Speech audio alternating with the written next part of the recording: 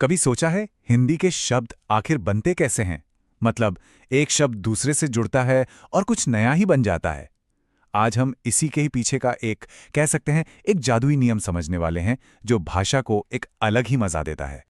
चलिए स्क्रीन पर देखिए, राम और ईश्वर। जब ये दोनों मिलते हैं तो रामेश्वर नहीं बल्कि रामेश्वर बन जाते हैं। अब सवाल ये है कि ये हुआ कैसे? ईश्वर का ई अचानक से ए में कैसे बदल गया? ये कोई जादू टोना नहीं है, बल्कि ये हिंदी व्याकरण का एक बहुत ही मजेदार नियम है। और इस पहेली का जवाब है संधि। संधि का मतलब बहुत सीधा सा है, जुड़ना या मेल।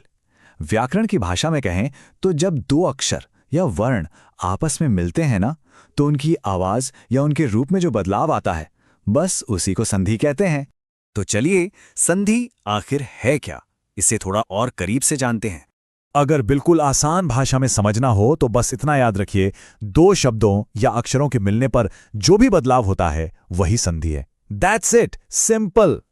और ये सिर्फ रामेश्वर वाली बात नहीं है, ये नियम हर जगह काम करता है। जैसे देव और आलय मिलकर बन जाते हैं देवालय, या फिर सत और जन मिलकर बनते हैं सज्जन। देखा, हर बार एक छोटा सा बदलाव एक बिल्कुल नया शब्द बना देता है। अच्छा, अब जब ये समझ आ गया है कि संधि क्या है, तो अब ये देखते हैं कि ये कितने तरह की होती है, क्योंकि इसके भी प्रकार हैं। मोटे तौर पर देखें तो संधि के तीन मुख्य प्रकार हैं। पहला, स्वर संधि, जहां स्वरों का मेल होता है।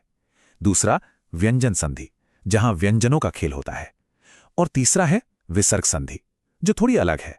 चलिए, सबसे पहले बात करते हैं स्वर संधि की, क्योंकि ये सबसे ज्यादा इस्तेमाल होती है। तो स्वर संधि क्या है?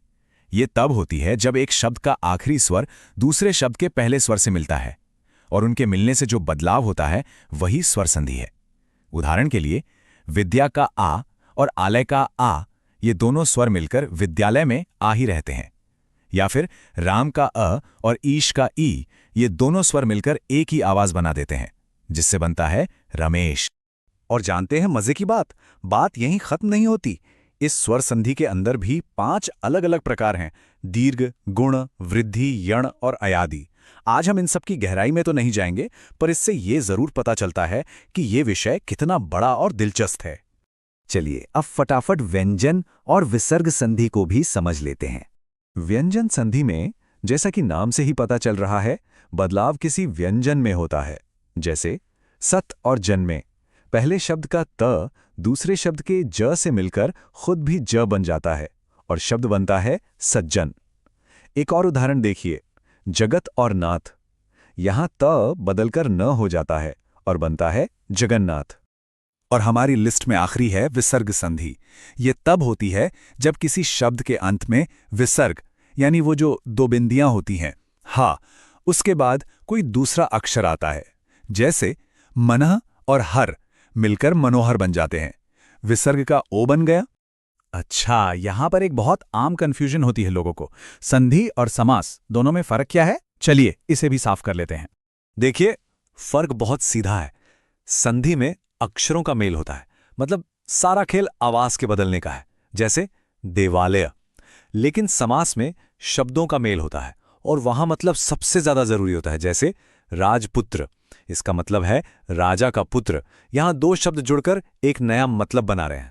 तो अगली बार जब भी कंफ्यूजन हो तो ये ट्रिक याद रखिएगा। अगर अक्षरों के मिलने से आवाज यानी ध्वनि बदल रही है तो वो संधि है, और अगर दो पूरे पूरे शब्द मिलकर एक नया अर्थ बना रहे हैं तो वो समास है। सिंपल। चलिए, थ्योरी तो बहुत हो गई, अब समय है ये देखने का कि हमने कितना सीखा। थोड़ी प्रैक्टिस करते हैं, है ना? तो पहला सवाल स्क्रीन पर है, देव और ईश, इन दोनों के जुड़ने से क्या बनेगा? सोचिए जरा।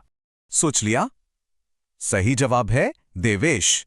यहां देव का अस्वर और ईश का ई स्वर मिलकर ए बन गए। ठीक है, एक और, महा और इंद्र। ये भी स्वर संधि का ही एक बढ़िया उदाहरण है। क्या बनेगा? और इसका सही जवाब है महेंद्र। महा का आ और इंद्र का ई मिलकर ए बन गए। बहुत बढ़िया। तो देखा आपने, संधि हमें ये सिखाती है कि कैसे भाषा के छोटे छोटे नियम शब्दों को कितना सुंदर और एक फ्लो दे देते हैं। और ये हमें सोचने पर भी मजबूर करता है ना, कि भाषा में ऐसे और कौन-कौन से छुपे हुए नियम होंगे जो शब्दों को इतने मज़ेदार तरीकों से बदलते रहते हैं।